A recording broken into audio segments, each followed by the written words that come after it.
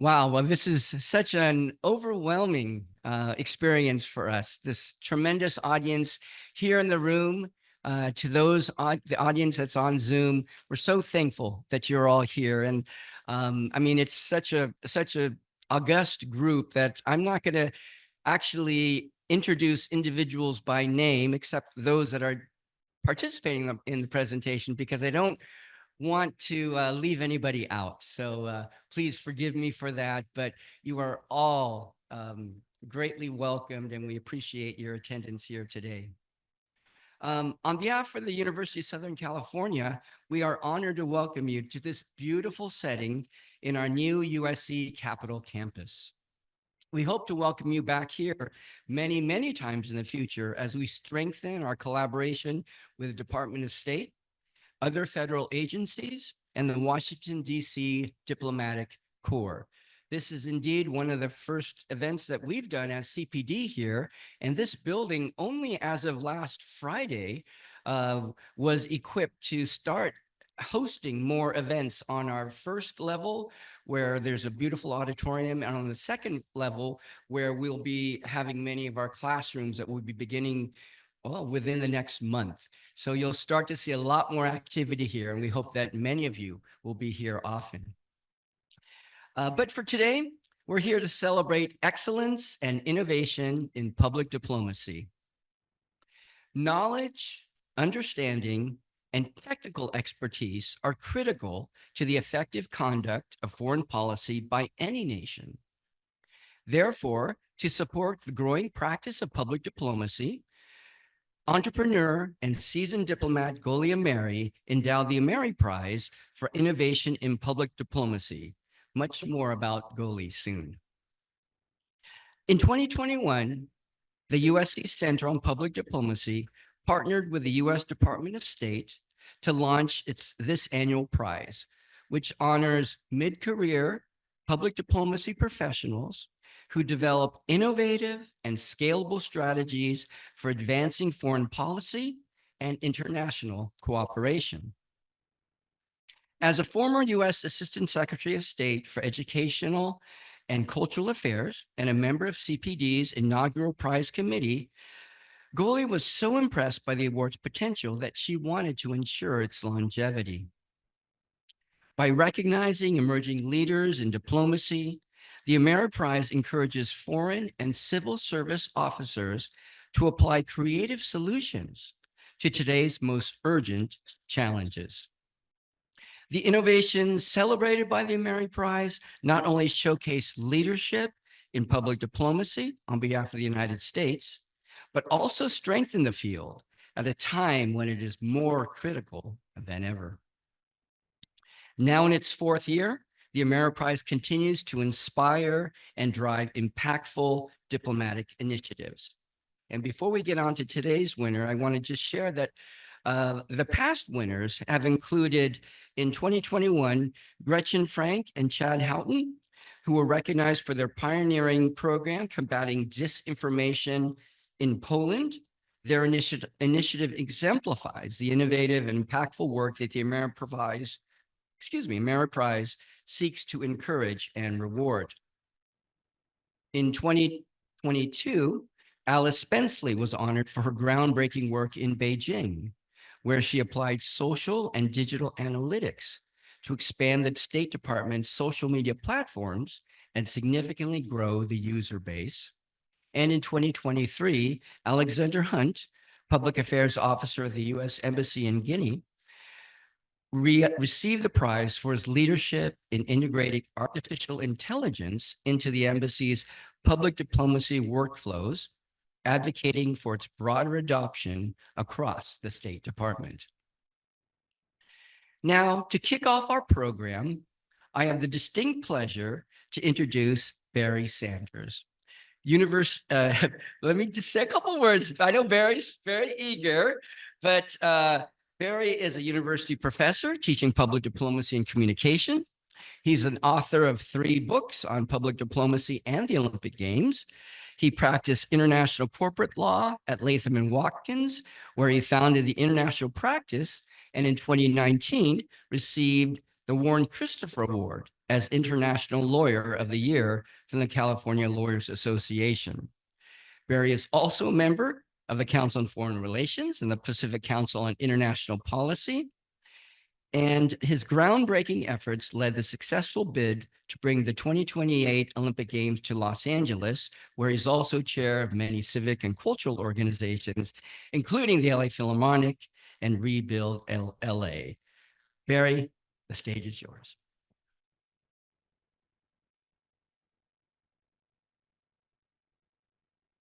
Thank you, Glenn.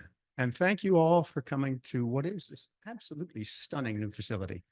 We're glad to be the kickoff event. I think it'll become an important location in DC for years and years to come. So, as Glenn said, I'm the chairman of the Center on Public Diplomacy's board. I'm honored to be that because this board is composed of distinguished people, far more distinguished than I, in industry, media, academia, and foreign affairs. We're drawn to the Center on Public Diplomacy because we recognize its role. We recognize its role in the history of this country, from the Declaration of Independence to today's social media. Public diplomacy has been critical for defining this nation around the world and for preserving our national security. The center itself attracts us to our support because of its role as a leader in research, training, publication, convening, and the general progress, I would say, is the right word, for public diplomacy for the United States and around the world. We're often training people from other countries in the science and the art of public diplomacy. So to expand on this, we have asked Jane Harman to come and speak with you. To introduce her is a true redundancy. Nevertheless, I'll mention that she was a 9-term member of Congress who developed and owns a great expertise on national security and intelligence matters, someone on who this nation has relied for decades and whose work includes a wonderful book recently published called The Insanity Defense. As a lawyer, the title alone gets me to want to buy that book. And most recently, the chair of the Commission on National Defense Strategy, which put out a most critical, important report just within the last couple of weeks.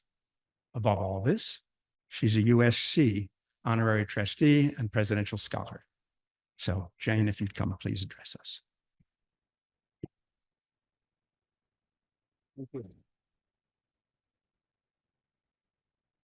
Well, hi, everybody. I'm betting that the weather in Los Angeles is a lot better. And I was in Los Angeles last year when this award was presented at the invitation of my lovely friend, Ameri. I'm happy to be here. And before I brag about Goli, I just want to say, Barry, you missed the most important part of my USC resume. How could you? I am a Trojan mom. And my son, right on, my son was the class of 2004. And there also at USC is the Sidney Harman Academy for Polymathic Study, which was something my late husband endowed at the campus, where he was a university professor for some time. So it's a great school, greater all the time. And I'm delighted that this building is not only remodeled, but being used for good purpose. I was a little worried that the activities wouldn't pick up fast enough. And I complained a bit to Carol Folt, but Somebody got on it and it's now going. Okay. Now, goalie, do you understand how special she is? Do you understand? She was not only at the State Department and the Red Cross and in the private sector, but she's also been in the nonprofit sector. And very important, she and I served together on the board of Freedom House, which is the storied bipartisan human rights organization founded in 1941 to fight fascism and, a horrible effort to keep America out of World War II. And it's still going strong. Its report on why am I blanking on the name of the report? Goalie, what's the name of the annual report? Yeah, no, of Freedom House. Freedom in the World. Freedom in the World is 51 years old. It's even longer standing than the Ameri Award. But just to say, I mean, goalies' interests are always in the same place. They're in making the country better, supporting efforts in America to show our best self, to live our values. And that's what this award is about. And congratulations to Morgan for receiving it this year. I'm sure we'll hear a lot more about him.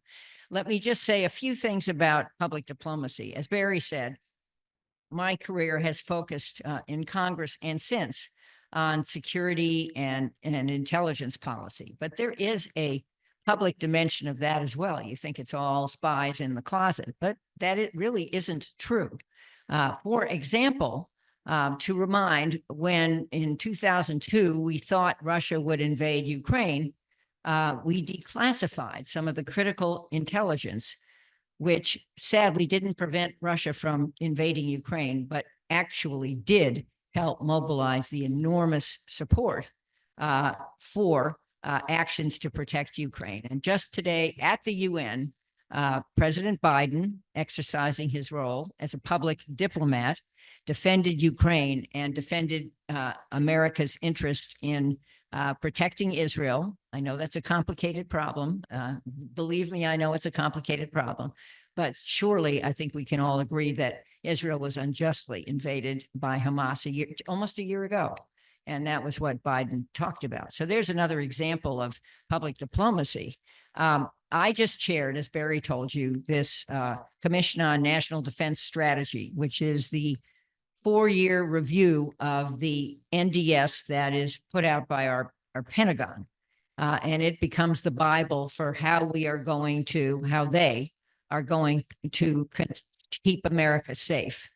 And what's good about it is there is a Bible for how to keep America safe. What's bad about it is that Bible, I think by now, is way outmoded and relies on hardware and legacy systems and the old way to deter, I'm stressing the word deter, or win America's wars.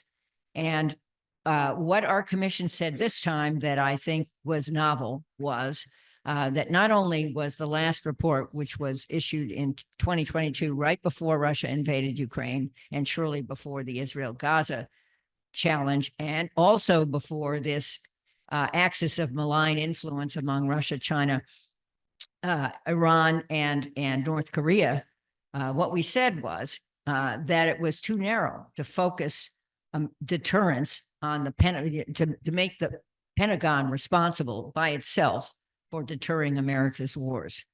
And what we recommend is we have to exercise, and this is directly relevant to this prize, all aspects of American power, if we're going to deter wars in the future. And that obviously includes the hard power of the Pentagon. That is a piece of it. But it also includes the soft power and the public diplomacy tools in the State Department and beyond, USAID, other agencies of government, the tech sector. Let's understand that a lot of what we need to be doing, especially in an age challenged by cyber and AI, and space, where America is vulnerable, is lashing our tools, including in our tools, what the tech sector offers. And our final piece of all aspects of national power is partners and allies. I don't think we can effectively do much in the world, certainly in terms of deterrence, without partners and allies. And just think of what we're trying to do so far pretty successfully in Ukraine is restore NATO and bring in other allies and partners to the fight to keep Russia, to push Russia back and hopefully prevent this from happening again, because it's not just a fight for Ukraine, it's a fight for freedom. And having just been in Kyiv 2 weeks ago, I saw the amazing efforts of our diplomats there, other diplomats, and the talent of Volodymyr Zelensky as a public diplomat himself. I mean, his country is at war. It is existential, but he's in New York, I think today. He'll be in Washington later this week, pushing his victory plan, which is more tools, faster, with more lethal force, and the ability to use them deep into Russia to attack not the Russian people, but the installations from which Russia is launching attacks on Ukraine, illegal and heinous attacks on Ukraine. So public diplomacy all over our government is, I think, our best tool. It is how we showcase what our country stands for. We don't always live up to what our country stands for, but it is how we showcase what our country stands for. And it is our best foot forward to create a future, hopefully, where we can live in more peace and security. And the final thing I want to say is about Goli. And I do want to applaud Goli for another reason. Goli is passionate about the fight for freedom in Iran. And Freedom House does this. She has also been involved in other projects that do this. It is so sad to see, especially women in Iran and women in Afghanistan, pushed back. I think the plight of Afghan women now, having to be fully covered and not go to school is just shocking. And that situation has occurred is something we just have to use all of our public diplomacy tools to remedy. But it's true in Iran too, and it's a very tough fight. And the thing about Goli is she never, ever quits. So I want to salute USC for the things you do, and Barry for chairing the board of trustees of the CPD, and Goli for stepping up and making this prize last in perpetuity. You're a great friend. You're a passionate advocate for American democracy. And congratulations again to Morgan O'Brien.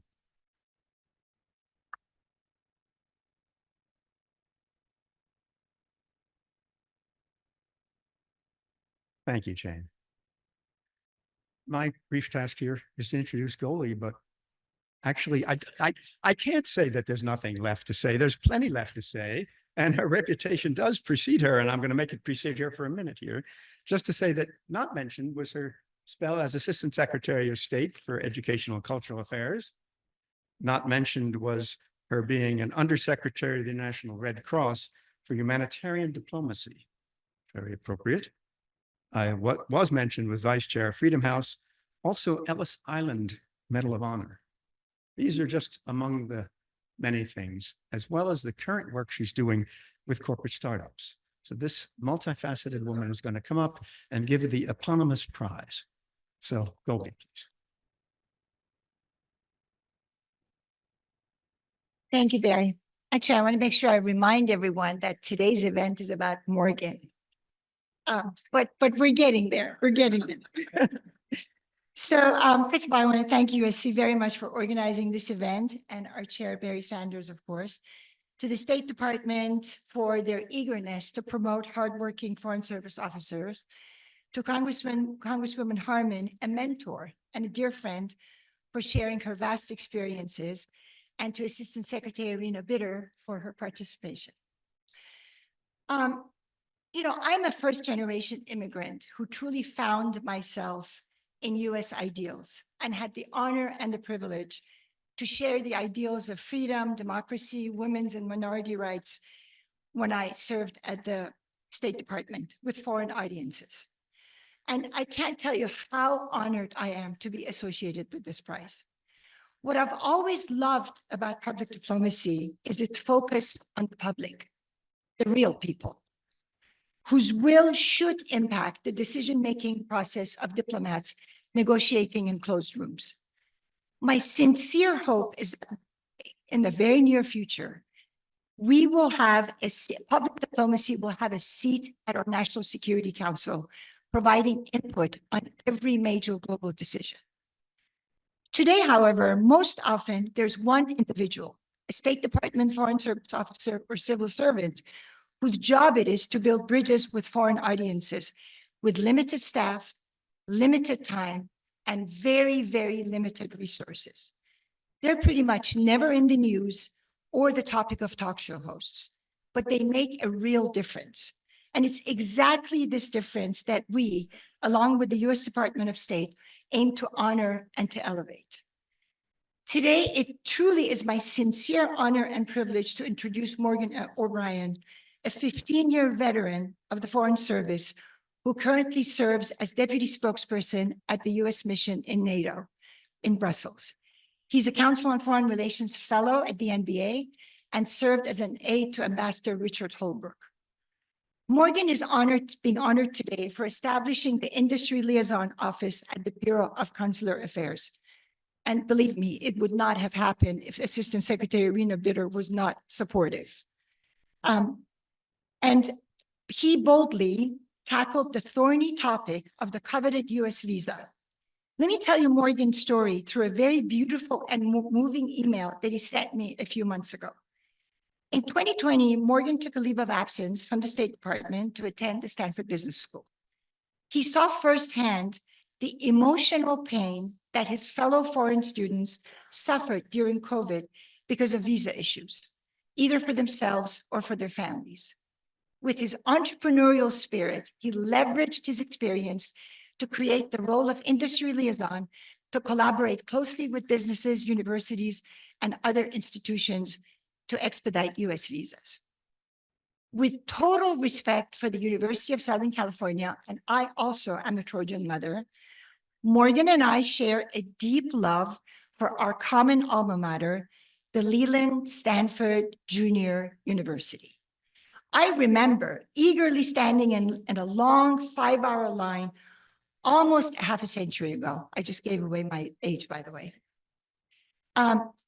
In Tehran, Iran, to receive my student visa, only to be told by the consular section minders that I don't qualify since my acceptance is merely from a junior college. So thank you to Morgan and Consular Affairs for further simplifying the process. Ladies and gentlemen, Morgan O'Brien.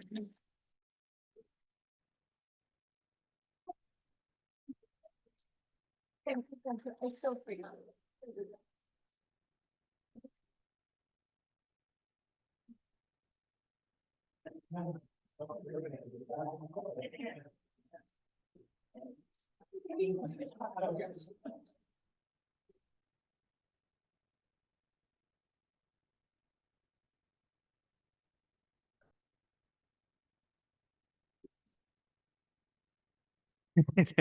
I didn't know where that story was going, but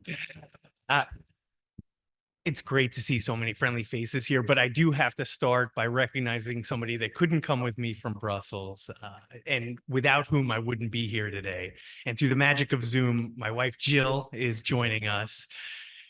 And when I say that I wouldn't be here today without Jill, obviously she supported me over the last couple of years, but more importantly, she resisted the urge to kill me every time I would come home and say, hey, look, I have to go to New Orleans tomorrow for a higher ed conference. You got the kids, right? It's a shame that she couldn't be here, but we're very happy now in Brussels working at US NATO. I was scribbling down notes, Congresswoman, for my talking points when we're combating President Putin. Thank you very much, Goalie, for this award and endowing it. It means a lot. It's great. Glenn and Barry, thank you for your kind words. And you'll be hearing from the Assistant Secretary of the Bureau of Consular Affairs in a moment. Right now, I want to talk a little bit about the 50 for 50 campaign that we're celebrating today. And there are 3 themes that I want to hit on. The first is symmetry. The second is irony. And the third is inclusivity. And Goalie did such a lovely job hitting on the symmetry theme where she showed up as a student visa holder on this very special, this magical campus, this differentiator of the United States from the rest of the world. She was attracted to the United States to come here and study and pursue the American dream. And boy, oh boy, did you live up to that. And, congratulations for all the great work that you've done in the private and the public sector. It's very, very inspiring. On that same exact campus, I was impacted by my foreign classmates that planted the seeds for what ultimately became the role of industry liaison and the 50 for 50 campaign. And when I realized that, I knew who you were, being an ECA veteran, but when I looked into your bio and saw that you went there. Now, they taught us at Stanford not to name drop, but since Goalie brought it up, I thought it was okay. The fact that we both shared Stanford and that magical experience is almost poetic. And I just thought that the beautiful symmetry of you starting that and then today celebrating the award was really cool and worth mentioning. Moving on from that, talking about irony, here I was on the campus at Stanford, which is a magnet for some of the smartest minds on the planet. And it's not like visa applications are rocket science or anything like that, but it's an incredibly emotional process, right? Your education is tied to a visa, maybe your career, maybe you're launching a business or something like that, family unification, maybe you have a vacation that you're planning to take in the United States.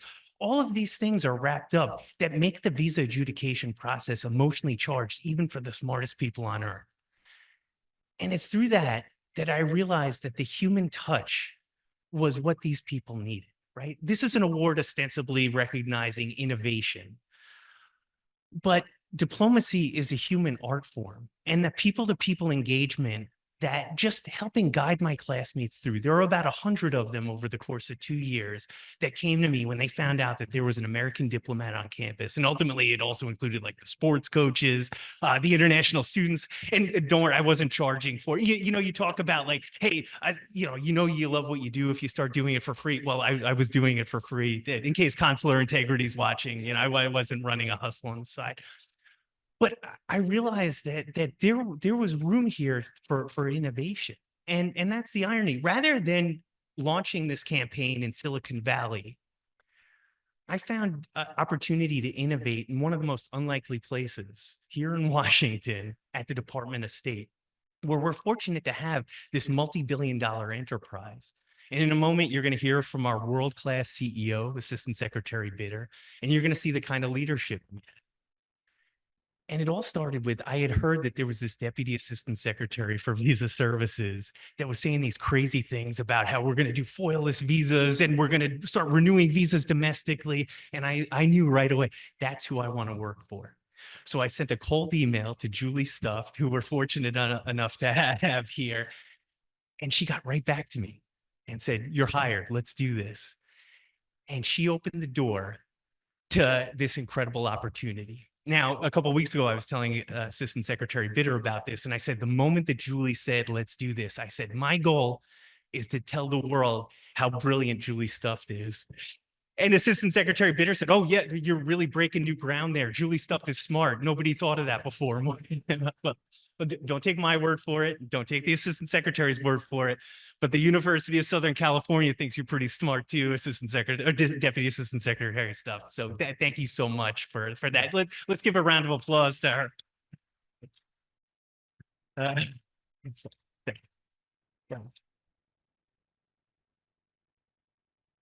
And when you have world-class leadership, like our Assistant Secretary and DAS Stuff, you attract world-class talent.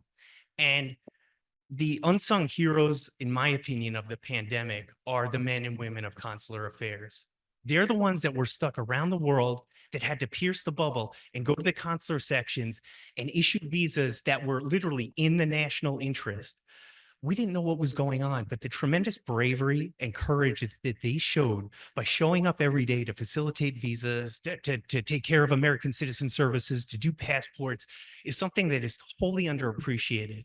And certainly as the world stopped and we weren't able to issue visas at scale like we normally do, we were coming under, in my opinion, unfair criticism. Now, it's always fair to have pressure from the private sector, but some of the nasty things that were being said about the Bureau of Consular Affairs and these courageous, and I wouldn't say that word liberally, these courageous men and women that were willing to put their health on the line to advance our economic priorities, to advance our national interest, was something that I thought was unfair and I wanted to fix. And then when I actually got to the Bureau, I recognized that not only were they brave, but they were incredibly innovative and hardworking. And you guys can't take the award back, right? All right. Once I realized this, I was like, oh, the next 2 years are going to be so easy. Because all I needed to do at that point was take these talented men and women, get them out and into the public. And there was a clear command signal on the best way to do that. And this takes me to the last point, inclusivity. The Secretary of State in his first policy speech wasn't about Russia. It wasn't about strategic competition. It wasn't about our alliances. It was about promoting a foreign policy for all Americans, turning our foreign policy inside out and looking domestically.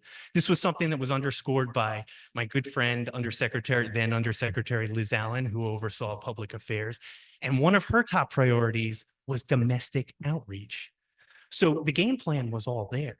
I had this incredibly talented group of individuals, and I said that I was able to touch the lives of 100 of my classmates. Well, if I could find 60 or 100 of my colleagues in the Bureau of Consular Affairs who could get out there and they could all talk to 100 people, that's like, 100,000 people. Don't check my math there. And if we could effectively turn the people that they were talking to into effective spokespeople for the Bureau of Consular Affairs, we could shift the narrative and show how we were partners for industry, that we were the good guys, and that our hard work was serving the American people. The other thing is that I want to stress is that the big businesses in America, I will always champion, and I think that they're very important in terms of creating jobs and opportunities for Americans. But those are the easy organizations to reach out to, the flagship universities and the top businesses from coast to coast. But we made a conscious decision to be aggressive in our outreach. We were going to go find you. Even though we had our system set up and in place, we were going to look for opportunities to identify key people and key influencers representing smaller businesses around the world, or around the United States. And we did that by working with our colleagues from the Commerce Department. We did that by working with the interagency to identify people that wouldn't necessarily engage with the State Department.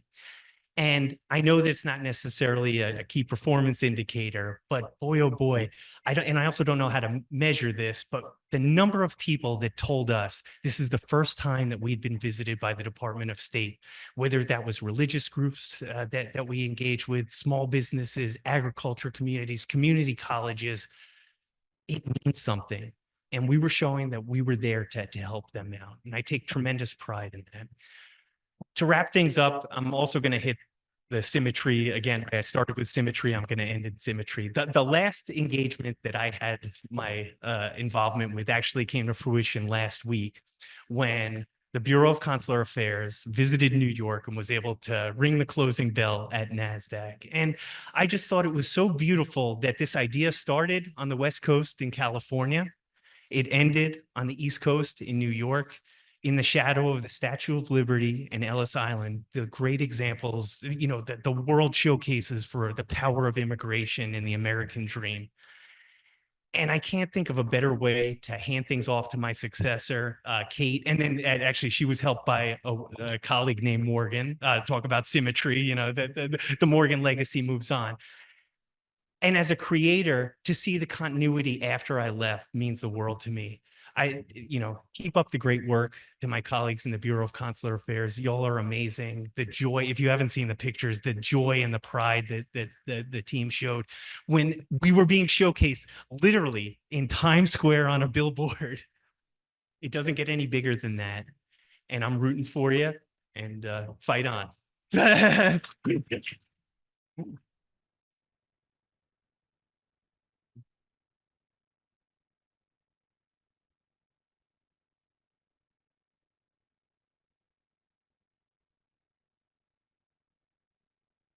He's amazing, isn't he?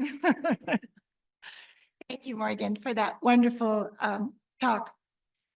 Actually, I think once you hear a little bit about Assistant Secretary Rena Bitter's background, I think you realize why she's such an out-of-the-box innovative thinker at the State Department. And I always think if there's 100 of her and 100 of Morgan's, the State Department would turn out to be this incredible, fast-moving organization. So Ambassador Bitter is actually among a small handful of State Department Foreign Service officers that have a deep experience in all areas of the U.S. State Department. And I believe it's really her vast experience that demonstrates why she decided to support Morgan's groundbreaking work. Prior to assuming her role as Assistant Secretary, Ambassador Bitter was the Dean of Leadership and Management at the School of Foreign Service Institute. And prior to that, Ambassador to the Lao People's Democratic Republic. She has served as Special Assistant to Secretary of State Colin Powell in the Executive Secretariat and Director of the State Department Operations Center. She's also served overseas as Consul General in Ho Chi Minh City, Consular Chief in Jordan, and Non-Immigrant Visa Chief in London. In short, she's seen it all. And as Morgan mentioned, last week, she was there at NASDAQ for another pioneering initiative, an online passport renewal. Just imagine that. Online passport renewal. What an incredible difference that's going to make for all Americans. And this announcement, which was made at the NASDAQ closing bell ceremony, provides this opportunity only to organizations who can showcase and demonstrate significant achievements. And this online passport renewal is really a huge jump forward for U.S. travelers as more Americans are traveling abroad and more foreign visitors are visiting the United States than any other time in our history. So Ambassador Bitter, please.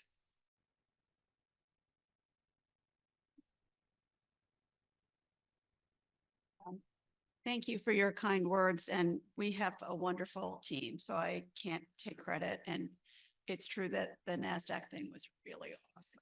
It was fun. So good afternoon. It's such an honor and also a terrible burden to follow the man of the hour. But I'll just say congratulations, Morgan. On behalf of all of your colleagues here at the Department of State, and especially in the Bureau of Consular Affairs, we're really proud and we miss you also. So our speakers today have really eloquently expressed the importance of Morgan's contributions to public diplomacy. And I just want to thank all of you for that. And also Goli and Ameri for the sponsorship that brings us all together today. Thank you so much. For my part, I'll just add a little bit more about the very strong link between consular affairs and public diplomacy, something that Morgan's work really served to highlight and strengthen for us. The Bureau of Consular Affairs is the public-facing service provider of the State Department. We meet millions of foreign nationals every single day. And if you believe, as I do, that every encounter an American diplomat has overseas is a public diplomacy opportunity, then you can imagine that there is virtually no difference between what our public diplomacy practitioners do and what our consular officers do. In the Foreign Service, we're very fond of saying that in a crisis, we're all consular officers, but the real truth is, no matter what we're doing, but especially in the Bureau of Consular Affairs, we really are all public diplomacy officers. Today, as Goli mentioned, more foreign travelers can visit the United States than at any time in our history. Last year alone, the department issued 10 million international visas to international travelers, students, and workers. And the work that Morgan is recognized for doing illustrates just how directly this impacts American communities. International travel contributes $249 billion to the U.S. economy and creates roughly 10 million American jobs. From small town bed and breakfasts to big city tech firms, the U.S. economy absolutely depends on the movement of people. Our officers overseas work to connect American businesses with foreign talent, helping to drive innovation and growth in industries from agriculture in the Midwest to Silicon Valley startups. For every new international partnership or hire, every student enriching our classrooms while getting a first-rate education, every tourist visiting our national parks, local communities benefit with new jobs, increased spending, or just the joy that we all get from learning about a different culture through a new friend. Morgan brought home all of this to us in CA, literally, by reminding us that some of our most important work wasn't actually overseas, but here in the United States. Thanks to his efforts, our teams visited every state in the United States, making connections with local governments, with businesses, big and small, with universities, with religious organizations, you name it, all in the service of ensuring that the United States government, which has the monopoly on issuing visas, let's face it, kept its finger on the pulse of its most important client, the American people. And also just bringing home the economic benefits that cultural exchange brings and how it enriches all of our lives. So we have long known in the Bureau of Consular Affairs, we've long known that what we do is the foundation of our diplomacy efforts.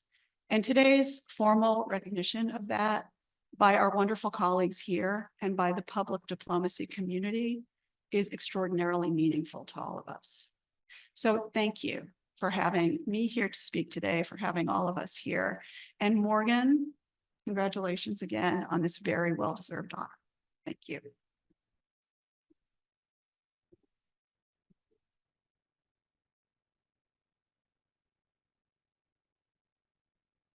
Wow. Well, thank you very much. I think after that discussion, any of our guests here today will love to talk to our esteemed panelists and others here. So I just want to end by thanking Assistant Secretary Bitter for your remarks and for your support.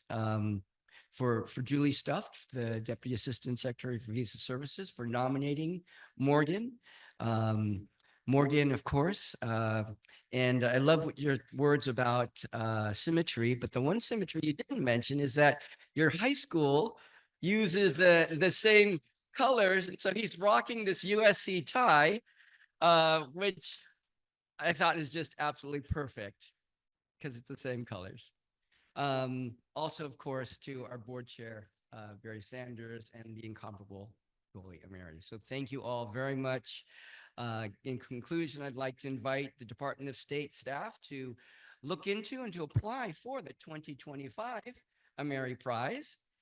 And I think I also will have behind me a QR code that people can use to subscribe to our CPD newsletter, or actually you have it on your on the leave behind. So please scan that. Join the CPD newsletter, our mailing list for other events and activities. Hopefully there'll be many here in the Washington, D.C. area, and particularly at this campus. And then for those that are here, join us for our reception, and we'll have a wonderful conversation. Thank you all for being a part of this. Thank you to everyone online as well. See you next time. Bye-bye. Bye now.